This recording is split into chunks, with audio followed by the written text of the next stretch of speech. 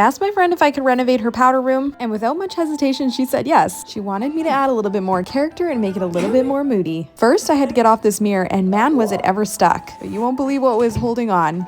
Oh my gosh. That little amount of glue. I then called the hot hubby. I'll hire this stud any day to remove the sink and the toilet, because if you didn't know, he's a plumber.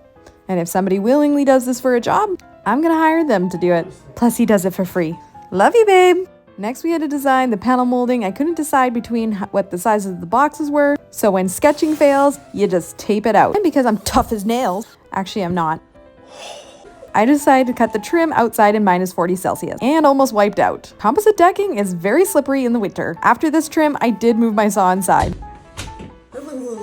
I use my pin nailer, but you can also use a brad nailer. A pin nailer will cause less damage on the decorative trim. This bathroom also has a pocket door, and although I would recommend using glue, I took the risk with my pin nailer and it paid off. The door still opened and closed. I then got the crazy idea to put baseboard on the ceiling in hopes of making it look coffered, and it actually worked. Look how cool that looks. Also much easier to cut than crown. Just saying. My friend then asked for a creeping tile effect, which I've actually never attempted, and I've also never used this muscle bound before, and I'm using it in the unconventional route. I'm basically making peel and stick tile because I don't want to cut off excess muscle bound from the wall, which would damage the wall. And which, look at that, it actually worked. I recommend pushing it on for at least 10 seconds. And the great thing about muscle bound is that you can immediately grout right after. I did this step before paint because I wanted the muscle bound to stick to old paint. New paint usually has to cure for at least 2 weeks before you stick anything to it. Once I had primed the walls and the patches, I then started to get this moody green on the wall. And when I tell you this is a trust the process paint, it really is. That first coat never goes on the way you want it to. I did end up doing 3 coats over this light beige, and I always love a good tape peel. I picked them up a new Vanity because the old one just wasn't the vibe and they needed some storage. Added a new mirror and some hardware, updated the light, and added this new shelf. It's crazy how far this bathroom is cut, but boy do I love it so much more, and so does my friend. I love renovating my friend's spaces, and I cannot wait for the next one, including a big one next month. Okay, bye!